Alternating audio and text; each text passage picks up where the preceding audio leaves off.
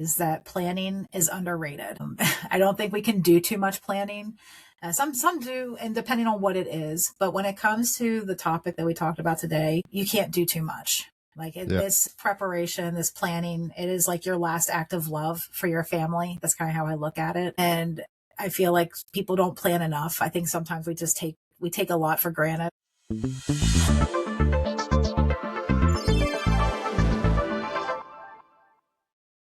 I know when we talked originally about this topic, it's kind of, so I've talked to people like in the grief space before. I've never talked to somebody who actually does the planning for the death. So this is going to be interesting, I think.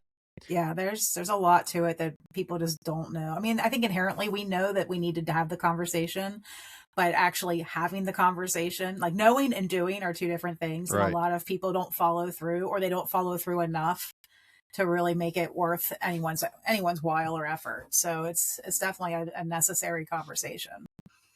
Yeah, yeah, for sure. So before we get into it, if you want to introduce yourself, tell us who you are, what you do, and just kind of anything you want to preface the conversation with. Sure. We'll go from there. Absolutely. Absolutely. So my name's Lynn Stone. Lynn, I will emphasize Lynn B. Stone because there's another Lynn Stone that is also an author. Not her or him. I don't even know. But I am me. I have a book. It is called Till Death Do Us Part, a practical guide to preparing for the inevitable. And it is exactly what it sounds like. It is a death planning book. And I just published it last year. And it's published based on my personal experiences as a widow. And I published it because I didn't want people to go through some of the same challenges that I did whenever I was going through all of that. So I just wanted to share that. I'm currently sitting in Georgia, Southeast Georgia, and it's a beautiful place to be. And yeah, I'm ready. I'm excited to be here, Cody. Can't wait to have a conversation with you. Yeah, yeah, me too. Same. Um, all right. So when you say death, because I just want to make sure that I got my mind right around this thing. So death planning, is this like, and I know I can ask you off camera, is this like the arrangements or is this like financials or just like a little bit of everything? Like when you It's a say little, death planning. yeah, it's everything. It's talking about the financial impacts, the legal impacts, the just everything that comes with the planning. So you're thinking about the logistics piece Hmm. and everything that comes with the logistics and wills, trust, insurance, bills, making sure that you have access to accounts, all those types of things. And then I take it a step further to also talk about things in the home. And if you have a family, if you have kids, if you have people that live with you in your family and in your home that are like special needs or elderly, just think about all of their needs and what needs to be done on their behalf if something should happen to you. Also sharing like the natural division of labor that occurs in our homes. I don't know about you. I know in my home, I'm the cook, I'm the cleaner, I'm the kid taker carer of Yeah. whatever whatever fancy term you want to use for that. That's my role. And so if something were to happen to me, someone has to pick that up. Like those things don't just stop. So it's just figuring out what that looks like and really, hashing that out and talking about it and making sure that everyone's on the same page. So we cover it's a broad swath. It talks about a little bit of everything. Okay.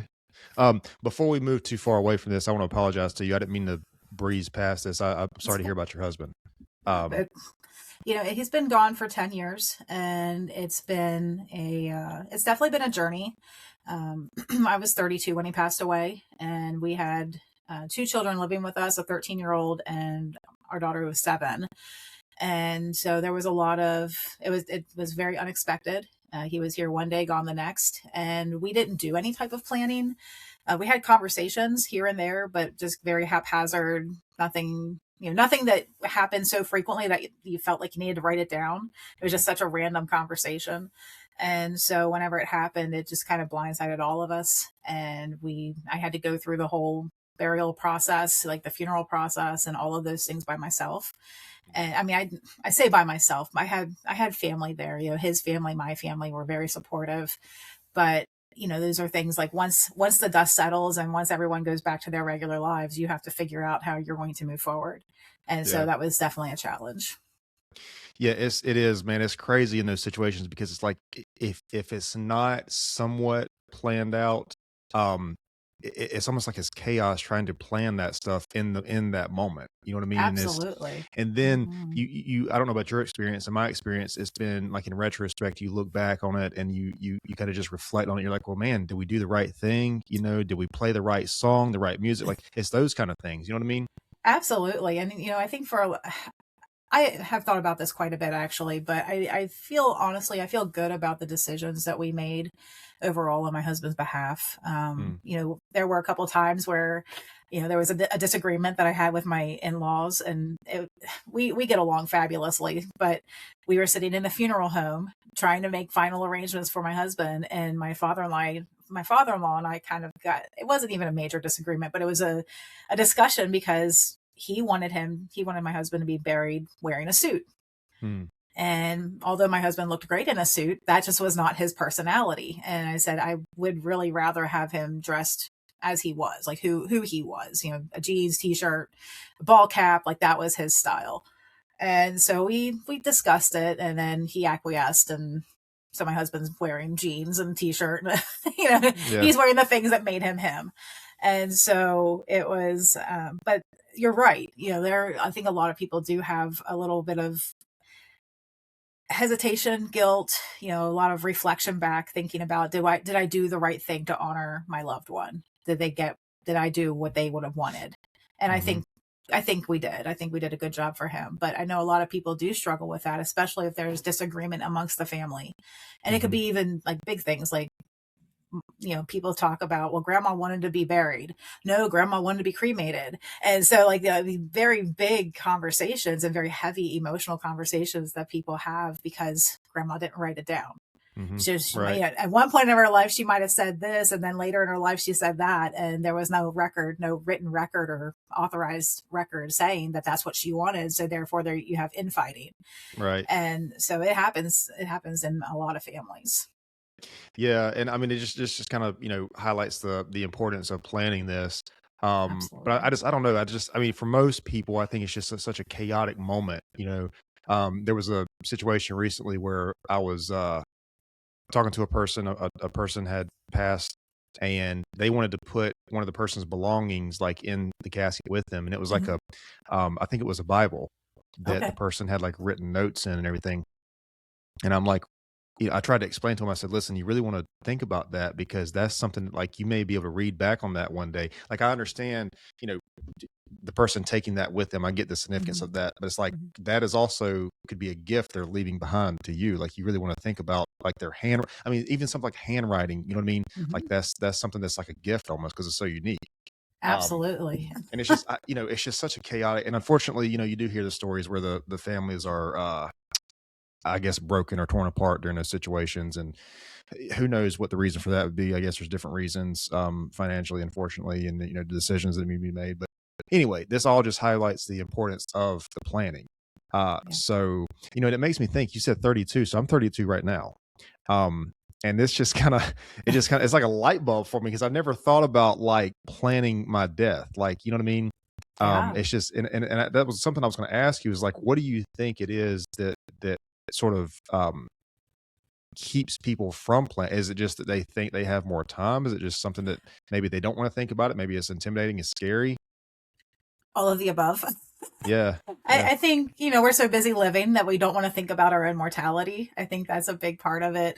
Um, Planning for death causes a lot of anxiety for Mm, people because you start thinking about that, and then some people think that they might get a little bit more paranoid about, maybe they won't do the things that they normally would have done because, oh, what if I die? Like kind of like right. getting that mindset. I think it's just one of those things, and it's so interesting. I think it depends on our society, like the society that you're in. So, of course, we're Americans, and Americans are like full bore. We're just living life to the fullest, and whatever Mhm. happens, happens. And I think that we have to do better at finding that balance. We can live our lives to the fullest and still be prepared for what's going to Right. happen. And so I saw, I thought it was actually genius when I saw it, but what is the survival rate for the human race? If you could put a percentage on it, what is the survival rate for the human race? I guess you mean like individually, like each person? Mhm. It was it's 0 at some point. Absolutely. So all Yeah. of us are going to die. And I'm like that, that big ray of sunshine and rainbows, right? But it's, it happens. We're all going to die. But I think we don't want to believe that. And I think all of us think that, well, we've got tomorrow. We've got plenty of time to make that decision. We've got plenty of time to have that conversation. And it's kind of interesting I speak with my parents pretty regularly, and one of the comments that was made recently was, "It's good until it's not." Everything's good until it's not good, and then that's when you have a problem. And so, part of death planning, that's kind of like the big piece of this, but it's also preparing for, you know, while you're alive as well, like things that can happen while you're alive. And so, having an advance directive, I would venture to guess if you haven't thought about death planning, you probably don't have that either. Advance directives and what your wishes are should something happen to you where you're incapacitated. So think about, you hear about people having strokes. We hear about people having heart attacks. Think about back in COVID when people wound up in the hospital on, the breathing machines. They were intubated. They were incapacitated. They could not make decisions they couldn't say anything. They couldn't speak for themselves. And so what was happening is, the family can go and they can say, hey, this is what they wanted, but there's no legal documentation giving them the authority to speak on their loved one's behalf. So the hospital they're taking that into consideration, but their mission is to keep the person alive, regardless of what the wishes are. Right. And so that's, but those are things that we don't think about today. Actually, another interesting thing, 18-year-olds and older should have a will and should have an advance directive and should have a power of attorney. And so probably didn't think, even myself, I have a 17-year-old, she'll be 18 in February. And, I'm her mom. It's like, if something were to happen to her, I'm going where she's going, and I'm putting my mom hat on and saying, I'm going to take care of this. But at 18, she's legally an adult. And so I can't make those decisions for her anymore unless she specifically authorizes me to do so. So, I mean, that's something that a lot of people just don't even consider. Like, they don't even think about it. But how often do we hear about these tragic deaths where you have young people that are in accidents or pass away, and it happens every day. So it's just that preparation. Yeah. And I think you're right. I think a lot of people, whether it's intimidating or we don't think, we don't think about it, we think we have more time, whatever the situation might be. I think it's crazy that if you think about your own death, how it's almost like it, what would you say? It puts a different focus on your life, like the life that you're living. Because you're like, man, as far as I know, like I'm here once, you know what I mean? And like, and this time is limited, and I don't know how long that's going to be. Like, maybe I just make the most of it, while I'm here. Absolutely. It's just, I don't know. Cause I've thought about death a lot, cause I've experienced death in my family and stuff like that. And it's just like, I don't know that it's not that I'm intimidating by it, cause I have a belief about like what happens after death. And I believe there's a creator that's responsible for all this. But I think my thing is more like, not even really what happens after. Like to me, it's like, what can I do while I'm here type thing. And it's just, I don't know. I know people have different views on that, different beliefs, and it affects people differently, I guess. But for me, that's been something that's been very like, I guess, revelatory as far as like how much time we might have or don't have. You know what I mean? We don't know. But so as we're talking about all this, we're talking about like the preparations. And I know, like, I think a lot of people think about wills. You think about your will, or at least, I don't even know legally if this would hold up. But if like you write out a piece of paper and say, hey, this is what I want for my funeral to be like, I don't even know if that's something that, I mean, hopefully your family would honor that. You know what I mean? Hopefully. But one thing that really comes to my mind about this that I don't think a lot of people think of is like life insurance. You know what I mean? Like something as as I don't want to say small. It's not necessarily cheap, but it could really help out, especially if you're a person, like you have a business or something, you have debt. I think that's something that really, I've heard a lot of stories. What I'm trying to say is I've heard a lot of stories where that debt has been passed on to family members. And I don't think some people are aware of that. It's like, how can your debt be passed to someone else? I don't know. I don't get that. Well, it depends on where they live, but it also depends on how they have it set up. So usually if it's getting passed, it's being passed. So the debt is once a person dies, it goes to their estate, and it's for the estate to take care of. So if they didn't have any type of will or anything like that, then the estate is essentially whoever the survivors are. and then they're left with trying to get everything taken care of. But again, it's going to be dependent on the state. And you talked about life insurance, and I saw a staggering, it was a staggering statistic about it that only, I think it was like 50, it was like, no, it was like 40 something percent of people had, no, I'm sorry, 53% of people have a life insurance policy. Like, people know they have to have it, but only 53% of Americans have a life insurance policy. And that's crazy. We've already established that it is a 0% survivability rate. So, yeah. But, and then the other part of this that I think a lot of people don't consider is that beneficiaries for those life insurance life insurance policies, is that people's circumstances change. They get married, they get divorced, people die, they add people to it, and they don't update their beneficiary forms. And that's something that happens pretty frequently whenever people die, is that you can have a will that's updated, but that will not trump your beneficiary form. So if you haven't updated it in years, but you just updated your will last week, if whoever's on your beneficiary form is who is going to be paid out to, regardless of what your will says. And I don't think people understand that logic or that legality either. And so that happens so often where, a husband and wife to get divorced, the husband remarries, has another family, he drops over dead, and then the beneficiaries for the life insurance, the payouts happens, and it goes to the ex-wife. And then everyone wants to fight about it because that, the new wife is like, well, that should be mine. And the ex-wife says, oh, well, he didn't update it. But it causes so much angst and consternation within the families, because this happens all the time, because people aren't thinking about it's not considering all of the things that comes with planning. And, you don't want to spend your whole life worrying about your death, right? Like, this is kind of one of those things where you do it, you get it done with, you set it off to the side, and then you just keep living your life. And then, maybe revisit it like once every year or every other year or so, just to make sure it's still legitimate based on what you've established. But that's it. Like, it shouldn't be a long drawn out process. So. Yeah, that's crazy, man. That's crazy to think about if it doesn't if it doesn't follow the marriage, I guess, or whatever, Right. That's actually a good point. Somebody might hear this, and you might actually save somebody from this. They might hear this and go, "Do update, update their life insurance." Yeah. That's. I don't know, man. I mean, because you have to think about even burial versus cremation versus whatever, you know what I mean? Yeah. Even those, I've actually heard that one a lot, though. I've heard people say I don't want to be buried, and people say I don't want to be cremated, whatever. But I don't know, man. Another thing to think about too is funerals are really expensive. They are. I mean, when you think about it, they're really expensive. Yeah. Yeah. So I can share that in 2015, when we buried my husband, the funeral, now this includes everything. This includes the preparation of the body, actually transporting the body across state lines, because we're in Georgia, he was buried in Florida. It was the preparation of the funeral site or the burial site.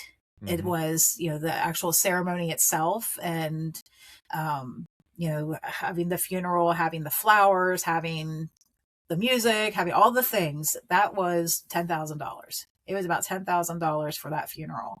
And that's average. Like, that's the average cost for a funeral. And that was 10 years ago. So, I mean, it can range anywhere from, I think they said $7,000 to $15,000, depending on how elaborate you have it. But the cost for burying, if you do a burial, it depends on where you're burying them. We got really, really lucky. If you want to count it that way, because of the plot that he was buried in was a family plot. It was in a church. It was maybe $200 per plot. That's cheap. That's extremely cheap. You've got these other cemeteries where it's thousands of dollars. And if you want to be cremated and put in a mausoleum or something like that, or whatever, it's thousands of dollars just for the space, not to mention the process of getting, the body prepared for that space. So it's extremely expensive. Do you offer any kind of guidance to people who's maybe debating on burial versus cremation? Because now that I'm thinking about this, that's kind of even though I personally believe that, w- so this is like a vehicle, this physical body is like a temporary vehicle. And I think who we are is the internal spirit, the soul, this internally, this inside this. But I think that like, y- I don't know, to me, it's just not really I don't really like the idea of being in the ground permanently at a place like this form. You know what I mean? Like that. Yeah. That's just not. That's not really my thing, I think. But then you got to think about. But then you got to think about like, okay, well, if you get cremated, like what your family just like carries that around, or you just sit somewhere else. Like I don't know.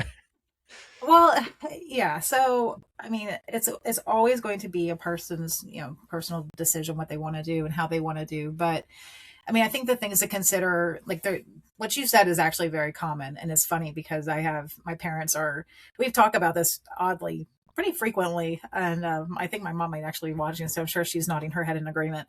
Um, but my dad does not want to be cremated, like absolutely Hmm. refuses, like does not, like he is perfectly okay. Put me in the ground in a box. I'm good. Yep. My mom does not want to be buried. She wants to be cremated, spread her ashes in wherever certain places. And I think sometimes there's a few drivers. I think it's based on your current fears. Like if you Hmm. might be a little claustrophobic, you might feel like I don't want to be stuck in a box. Even though to your point earlier, like you're like this is just like you are in a box essentially, like your soul like, leaves and then it's just this is just the shell. So Right. your shell isn't a box, but that might freak some people out. Um, the other thought is, some people are environmentally conscious and they don't want to be in a space taking up space. You know what I mean? Like Mm. there's millions of people that are just taking up spaces in boxes and, around the world. And so Right. they don't want to be part of that. They would rather be more environmentally friendly. Um, sometimes we don't have a choice. Sometimes, whatever circumstances might happen, if you're in a bad car accident or, if something happens that your ashes, you have to be cremated.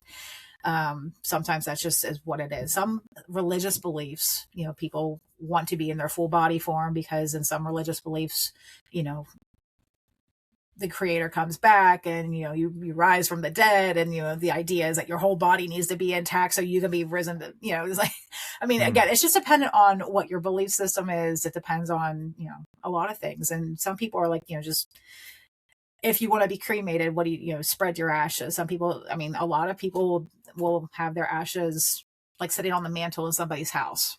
Yeah. Sometimes that's, so I know some people, like one will pass first and they'll be cremated. Hmm. They'll be sitting on the mantle. And then when the other one passes, they'll put them together and bury Hmm. them. And then even the ashes can be buried, like they can be interred together.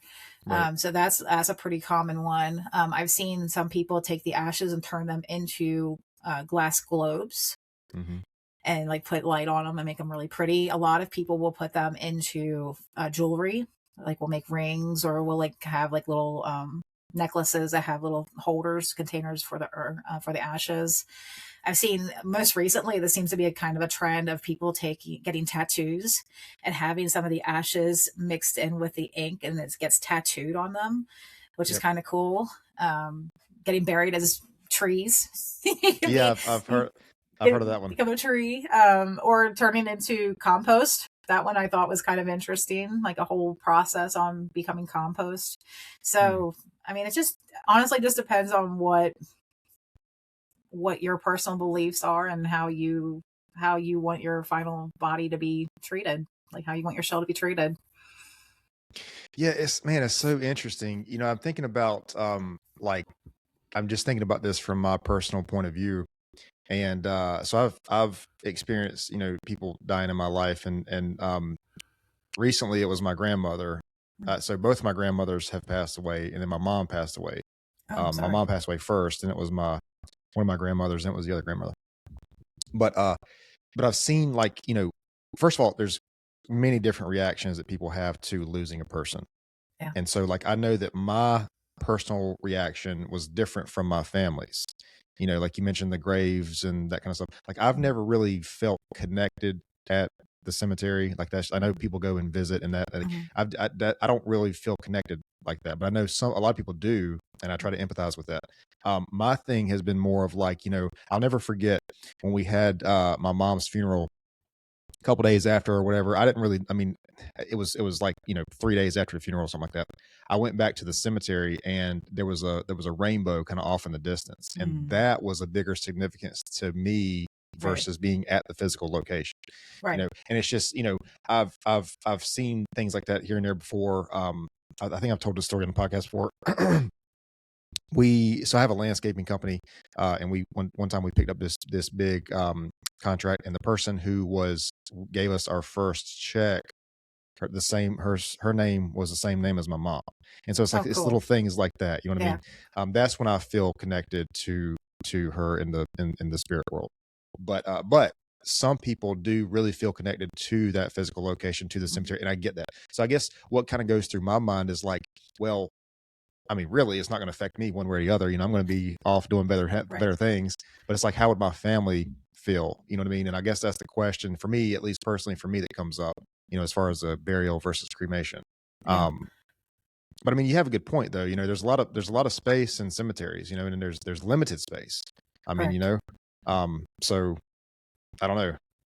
I don't want to go to my family though and be like, hey, what do you guys think? Should I be cremated or buried? They're gonna be like, what are you talking about, man? I don't want to talk about that. Well, and that's exactly what happens. I mean, sometimes it's just like these little innocuous conversations that prompt a bigger discussion. And that's what happens actually pretty often. You have people that are like, I don't want to talk about this.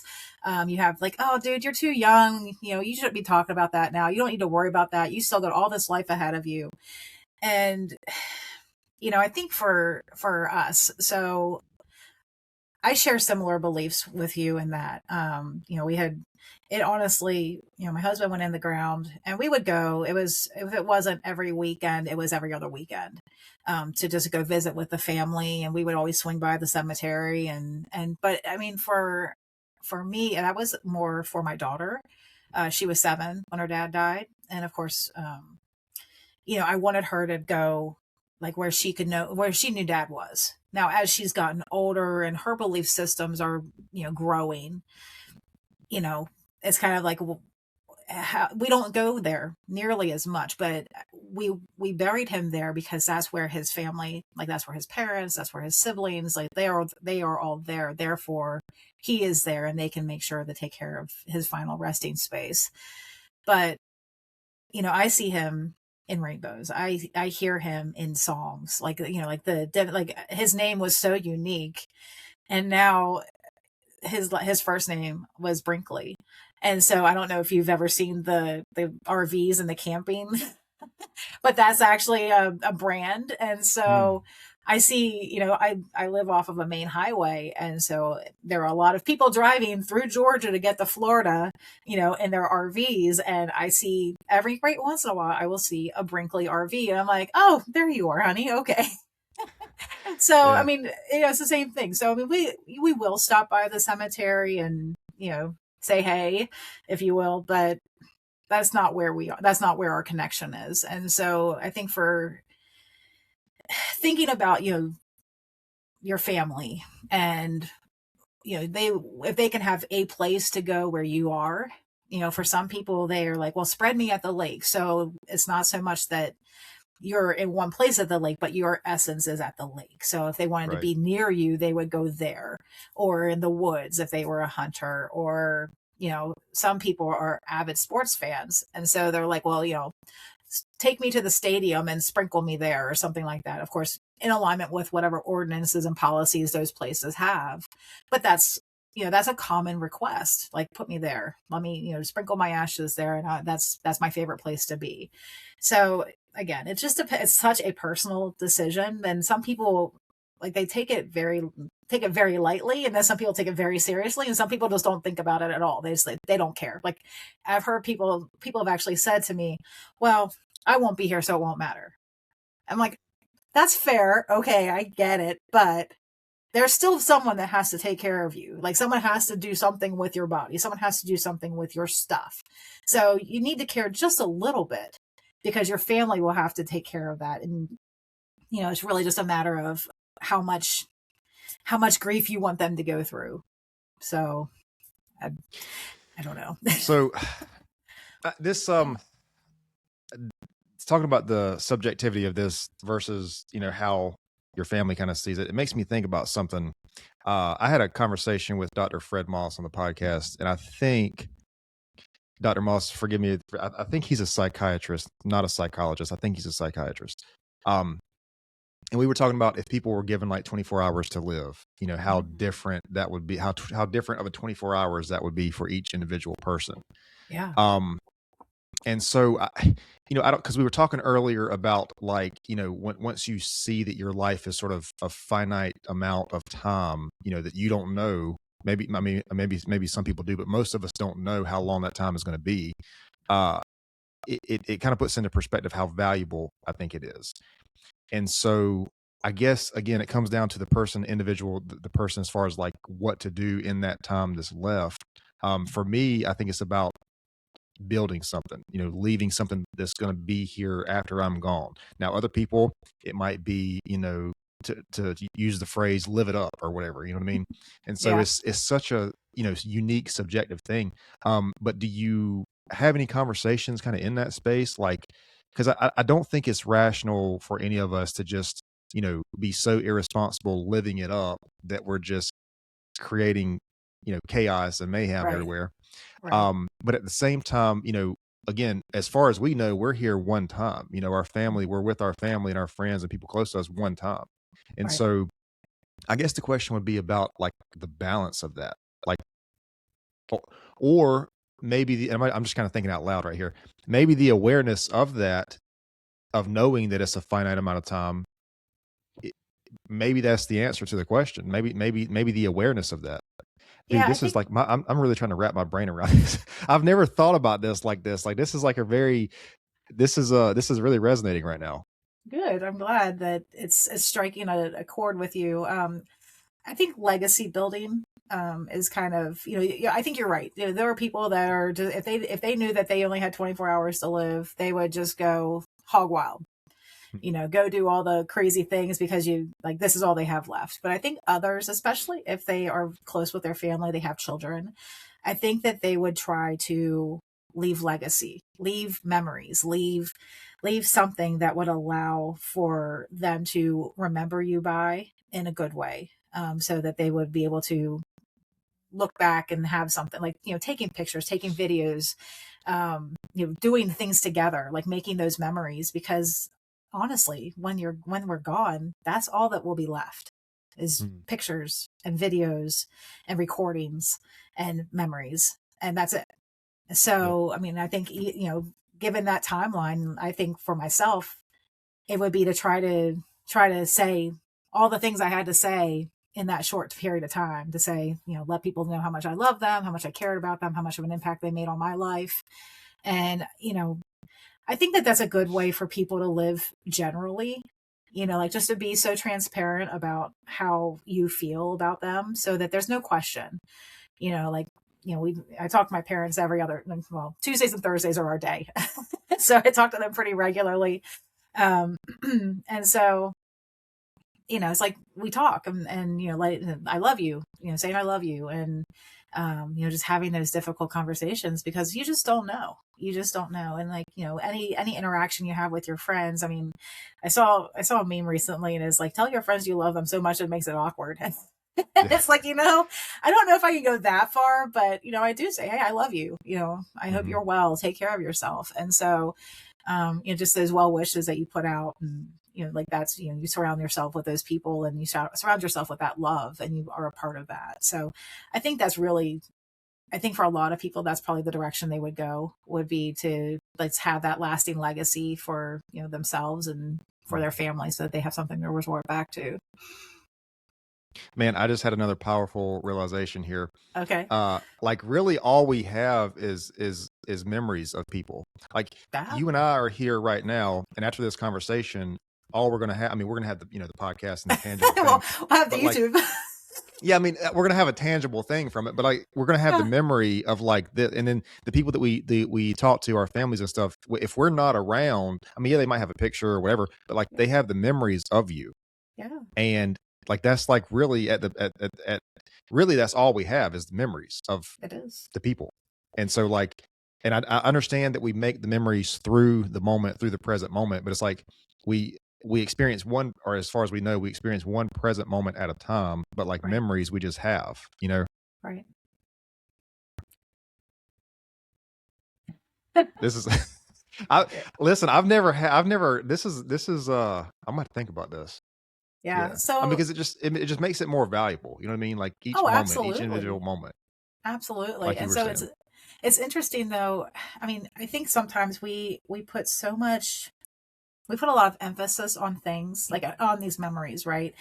And so there is so much we have, and I'm going to segue just slightly because we have so much stuff, right? We have Mhm. so many physical, tangible things. And sometimes those things are like we use them together with other people. And so I think about, so my paternal grandmother, my dad's mom, just passed away last January. Like we're actually, I think this week, I think next Tuesday is her angelversary. And so my dad and my mom and my aunt, they had the unfortunate task of going through her home and cleaning out her stuff. And my dad, bless his heart, he's still cleaning out her home almost a year later because she had a lot of stuff. And so back in around Thanksgiving, I had went home and saw my family, and we rented a U-Haul truck, and we grabbed all the things that I said that I would take that was from her home, and it was we came home with a lot of things. But I remember going through the thought process of deciding what stuff I wanted, because it's like you don't want to, like I'm sure you have this too, like you have a home with things in it that you've Mhm. purchased, that you had to have, and now it's like, okay, bringing more things. So my grandmother was an organist and a pianist, and she did that her whole life, and she had an electric organ, and she would play it for my sister and I when we were children. And, we just loved it. And we would get on there and we'd play on it too. And it was just always so much fun. And so, of course, mom and dad said, well, is there anything that you would like? And I said, I would like the organ. And so I've got this, it's actually sitting in storage right now because I need to find a home for it in my house. But I've, I've got this organ now that is a tangible memory of my grandmother. Like I physically, I remember her being able to, her playing it and us listening to it, but I also remember sitting there and playing it on as well with her tutelage. And so just to have that nostalgia, Mhm. like that thing that is a constant reminder of her and all the my childhood, that's what it is. So it's like we have all this stuff, and like sharing our thing, like sharing these things with our family and us getting them back in some capacity. It's a very interesting thing having my grandmother's things in my home now. It's like, okay, Right. there she is. I've got a bunch of stuff, and it's okay. I mean, I'm good with it, but it's just, I mean, of course, we would always want the person versus the things. Mhm. But if the things is what we have, if that's our connection, then Yeah. that's just what we have. So And that pictures. kind of brings me back to the Bible situation too, about the Mhm. person like putting the Bible in. And that's I guess that's kind of the point I was trying to make. Um Not that Yeah. they'll, sit there and read it, but maybe they will. I don't know. It's just something that that person left behind. And I understand it was important to that person. I do understand that. So I don't know. What I would have done, I don't know. But I feel like it was something at least to be thought about, because like I said, in those moments you just don't know, man. You're just everything's just so like you have most of us in those moments have one focus, which is the grief of Oh missing the yeah. person. So it's just hard to focus on, it's really hard to think about anything outside of those that next hour or whatever. Um I would say that that's raw. You're raw. And you're experiencing all those raw emotions and trying to, and mhm, so what you're not thinking about is the impact of today's decision on the right. future. Yep. Like putting the Bible in the casket, while it's meaningful at the time, 5, 10, 15, 20 years from now, I'm like, man, I wish I would have kept that. It would have been Mhm, so nice to be able to see what they wrote and their musings and thoughts on different parts of this. And I have a similar story. When we were burying my husband, we had put, like, everyone kind of put something in there. And so my oldest stepson was in the military. He kind of followed dad's footsteps, and he put I want to say it was his Purple Heart. I mm, think he put his Purple Heart in with his dad's casket. Like that was just that thing that he did. And it was symbolic to him, and it was meaningful to him, and, was really important to him. And so, I mean, at the time, it's like, I get it. And, but looking forward, it's like, he didn't know. Like, he had just had a son. He now has a daughter. And it's like, Hmm. your children might have appreciated that for you, like from you, because that was something that you had earned. But it's with grandpa. So, I mean, Yeah. there's no getting it back. It's there. I mean, it's there in safekeeping forever. Um, Mm. but it's kind of the same thing. Like, we put these things with them because it's a connection. Like, it's something that we love, and we love them, and like just that, something that was important, but not thinking through the consequences of our actions. The consequences kind of sounds negative, but it's not. It's just like that, the cause and the effect, right? The effect of our actions and doing that is now we don't have this thing to pass on to other Hmm. generations. Well, So and something too that I've seen, unfortunately, is like in those situations, there's many different, I guess, many different thoughts that run through people's heads, and for different reasons. But unfortunately, I think some people, uh, maybe they didn't have a good relationship with the person or whatever it is, and it's almost like some of the actions try to justify that after the fact. At mm, least I've seen that in few unfortunate situations. But I mean, yeah, just those decisions, it's just hard to I guess what I'm trying to say is like when I was there, I wish I would have had someone like come to me and say, "Hey, just help with the planning, like yeah, the music, the service, whatever." Because that's a lot to think about, like when you're in there. And I guess that's what your message here. Uh, yeah. so we've talked a lot about like planning like your own death. Does your book go over, or do you speak on like maybe family members planning for, I don't want to say preparing for someone to pass on, but like, is everything just subjective to the person, or do you talk about like the family also? Um, Maybe somebody preparing to lose someone, or like getting over I grief. I don't talk about that exclusively. I talk more about just the preparation in general. Just, Okay. like doing your planning in terms of like your will, your trust, your insurance, your directives, your power of attorney. Like, I talk about those things again.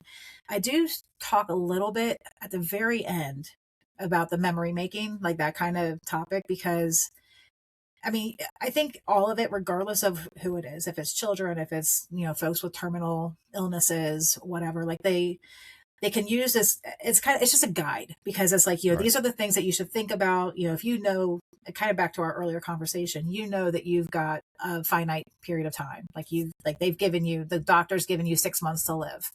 Hmm. What are the things that I need to take care of? What are the things that I can do for my family to make it a little easier on them? Because I know that I'm getting ready to go. So Hmm. how can what are the things I need to be thinking about? What kind of information do they need to have? Um, Depending on the role that they were playing in their family, what can I share with my spouse or with my kids that will help them continue once I'm gone? And so I talked a little bit earlier about like the division of labor. Um, if I know, like I said, for me, I'm like the inside, I'm like the cook, cleaner, the whatever, but there's someone that does the outside. So my husband, he was the outside guy. He would do the yard, he would take care of like the small maintenance, like that kind of stuff. And so like you kind of like you're a team, but you're handling different things to make the whole thing go. Hmm. And so I didn't have the opportunity to have that conversation with him of, well, how do you make this thing work? How do you know which thing to, like, you go, where's the breaker box? Where's the water cut off? Where's the gas shut off? Because I'm not worried about that. I'm just worried about using those things to make something else. And Right. so like just kind of preparing the family for you not being there is kind of what I get into with that. And I talk about the inside, the outside, the miscellaneous things and it's not an all inclusive book. Like, Hmm. there's so many circumstances that just aren't covered that, but I'm hoping that I cover enough that it prompts the conversation about the other things that aren't covered. Like, well, she didn't talk about this, but we have this. So what do I need to know? Like, how do I manage this? And talking about property and like knowing where the boundary lines are and knowing Mm. who to call if you have an issue. So like just all those little things. How to get into different accounts, like talking about like the digital world and talking about like everyone, I think I read a stat that said like there were 100 people have like over 100 online accounts of some sort, bank accounts, bills accounts, social media accounts. You've got Wow. your subscriptions. Like like when you really start playing, it's like, dang, that's a lot. But how many have access to those things? Hmm. Like how, do you have access, like the passwords, and like, do you know how all those operate? There was another one that I saw. I was looking at a bunch of statistics before we got on here, so I apologize.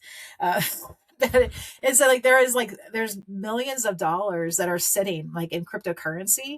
They're Hmm. just because they're lost because people forgot their passwords or someone died Wow. and didn't pass that information on. And so that's a staggering amount. But it's so true that, if the information is not being shared, if you don't know how to get into your spouse's phone to know where the passwords are, to be able to get the access to those things, and it's just sitting there. Hmm. And sometimes you don't That even know that they're there. Yeah, So that's actually kind of crazy to think about, man.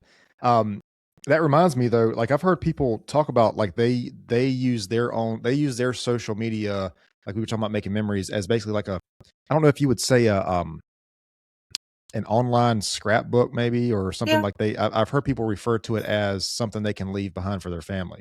And I guess it's, if they have their interest or something. Yeah, I don't know how it would work. I guess if you post certain things or share certain things about yourself.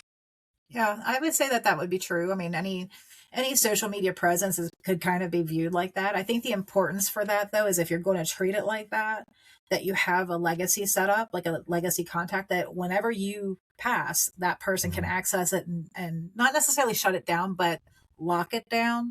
Hmm. Because what'll happen is it'll get hacked.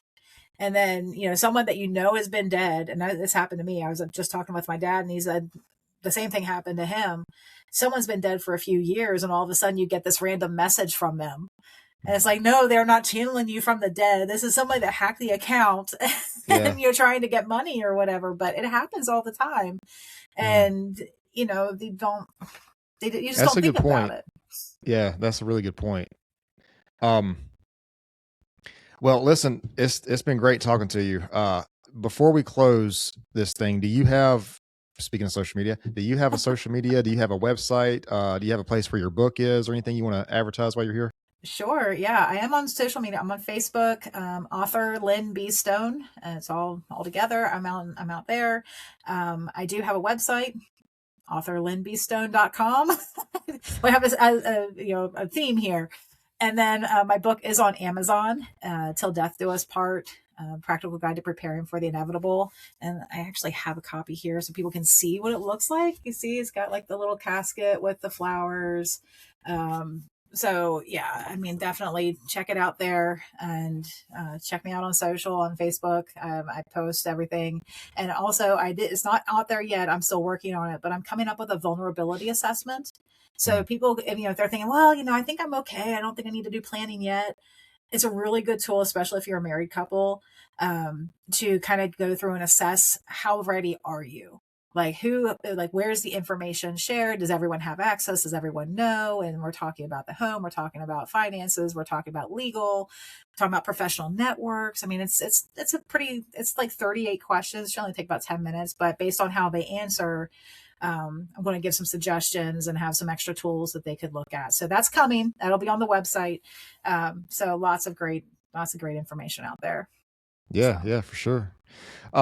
So one thing that I ask everybody before we close, sure. just as this is just keeping with the theme of wisdom, if you could share one of the most important lessons you've ever learned, it can be from your personal life if you're comfortable sharing it, or maybe your writing career, just anything you observed. What do you think is one of the most important, most valuable lessons you've ever learned?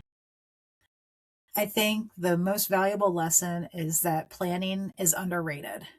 Mm, I don't think we can do too much planning. Some do, and depending on what it is. But when it comes to the topic that we talked about today, um, you can't do too much. yeah. This preparation, this planning, it is like your last act of love for your family. That's kind of how I look at it. And I feel like people don't plan enough. I think sometimes we take a lot for granted, and we get very complacent. And I think sometimes we just need to reel it back in and remember that we do have a finite period of time. We just don't know what it is. Right. So, just need to be realistic about that. And then, once you get it figured out, then rock and roll.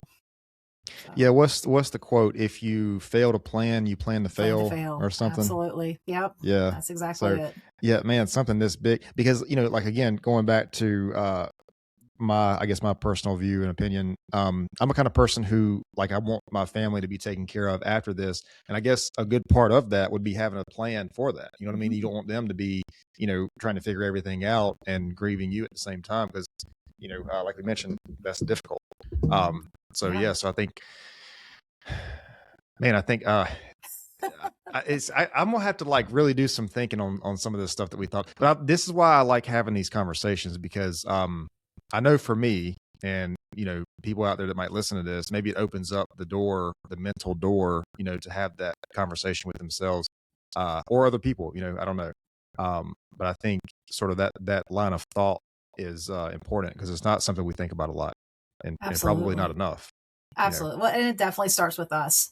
It starts with us. We have to really kind of come to terms with what we want, and then expressing what we want to others, and trying to just engaging the whole group in the conversation, and just approaching it from a place of love and good intent. Some people are like, oh, you're just waiting for me to die. No, that's not it. I just want to make sure that whatever it is that your wishes are, that they can be honored. That's really, that's my thing. And I mean, I just told my parents, I'm like, look, I need to know what you guys want. It's not that I want you to die, but I know it's going to happen. So I just want to make sure that I can take care of you the best way that I can, and that it's in alignment with what you want. And so, I mean, I'm sure that this has allowed for that space and that conversation to happen a little bit more freely. But you don't have to be in that space to be able to have that conversation. Like, it can just be just an average normal day conversation, but the importance is writing it down. And, honestly, I think people are turned off by some costs sometimes, like the cost of getting an attorney to get the wills done or the trust done or whatever. It's off-putting.